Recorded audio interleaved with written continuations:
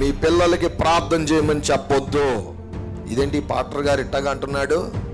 Yes, మీ పిల్లలకి మీరు ప్రార్థన చేయమని చెప్పొద్దు. ప్రార్థన ఎలాగ పిల్లలు చేయాలో ముందు మీరు చేసి మీ పిల్లలకు మాదిరిగా ఉండండి. నేను చెప్పేది అర్థమైందా? అలాగే మీ పిల్లల మందిరానికి వెళ్ళండి, ఆరాధనకు వెళ్ళండి, ఆదివారం చర్చికి వెళ్ళండి అని మీరు చెప్పొద్దు. ముందు మీరు వెళ్తే మీ వెనకాల పడి వాళ్ళే వచ్చేస్తారు. ముందు మనం వెళ్ళం. మన జీవితాలు, మన బతుకులు సరిగ్గా ఉండవు. పేరుకు మాత్రమే క్రైస్తవుడు, క్రైస్తవురాలు. యేసయ్య నీ హృదయంలో ఉండటం లేదు. యేసయ్యకి నీ హృదయంలో స్థలం ఇవ్వటం లేదు.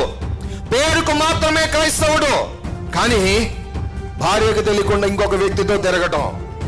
రేపు పొద్దున నీ కుమారుడు పెద్ద అయిన తర్వాత ఇంకొక వ్యక్తితో, బయట ఉన్న ఆడపిల్లలతో తప్పుగా ప్రవర్తిస్తే నోరెత్తి ప్రశ్నించగలిగే దమ్ముందా?